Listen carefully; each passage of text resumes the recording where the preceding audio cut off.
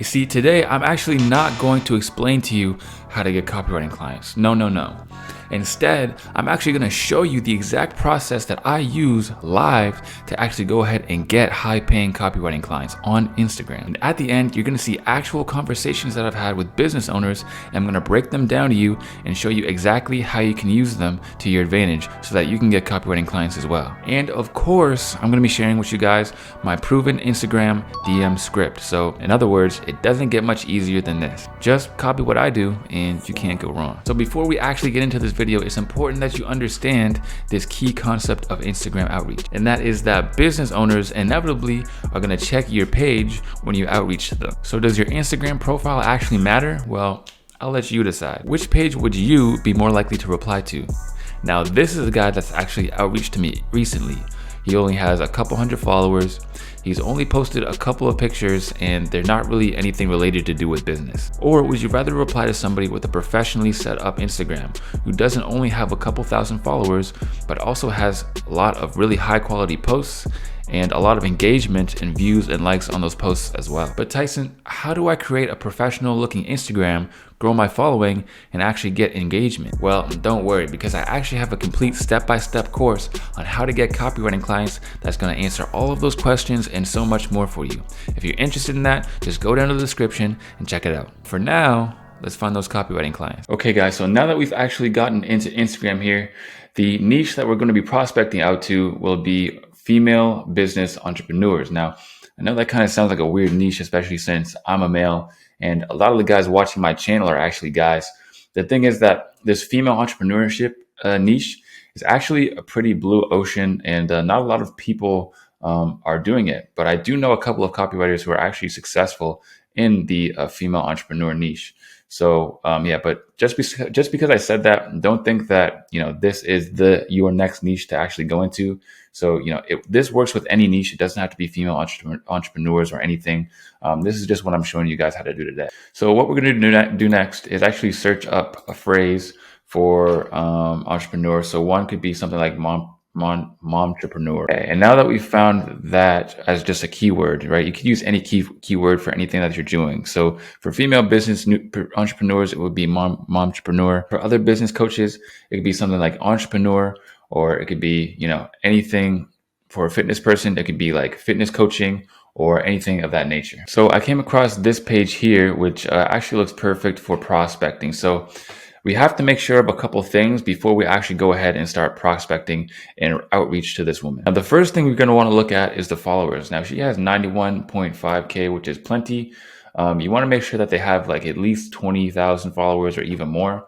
But the thing is with followers is that it can be pretty surprising.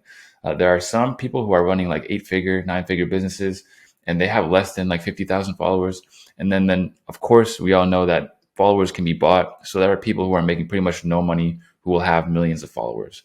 So the way to actually, make sure that we're reaching out to somebody who is, getting views, we can go and look at their engagement. So we can do this by, looking at some of their reels or something. So we can see her reels, 22K right there, and she's getting thousands of views and presumably lots of likes and comments. So she's good on that part. She's got the engagement. And the next thing that we have to make sure is that she's selling a product. So we're just going to go to her website here and see what's up.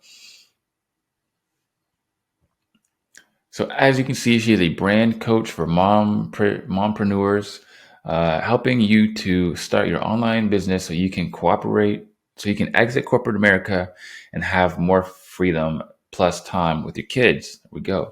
Join Mom to Mogul or our accelerator, listen to the podcast, Escape Your 9-to-5 Masterclass. So she has, tons of stuff here. One thing that I don't see is an email list isn't popping out at me, which is fine.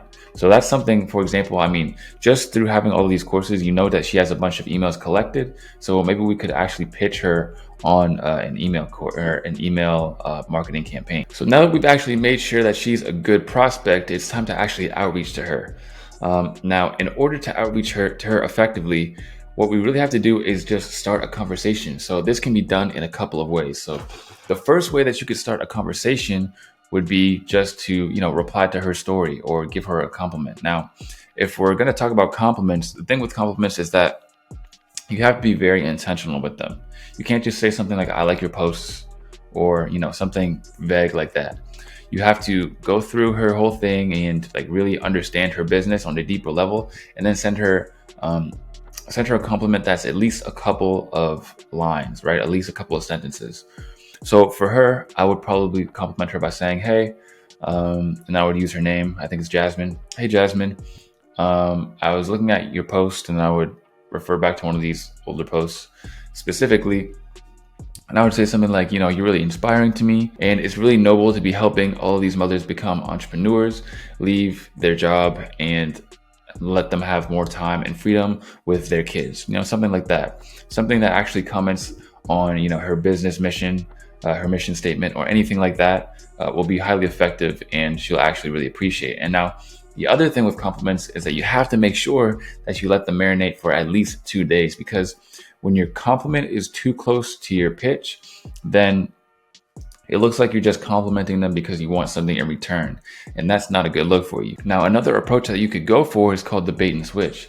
This is where you basically ask a question about her product, and she's going to just assume that you're a customer looking to buy. So she's going to, of course, be way more likely to reply to you. But we can just switch the conversation as we go to more of a pitch and ask about her marketing, ask about her business. And then basically we can go from looking like a customer to pitching to her. Now, this one takes a little bit of skill to actually execute properly, but don't worry, because I'm going to show you actually some conversations where I was able to close some people on Instagram using the bait and switch method. So now, once you find your prospect and you figured out what to actually send them, next what you're going to do is you're going to go up to this little arrow right here, and then it's going to give you a whole ton more prospects that you can actually outreach to.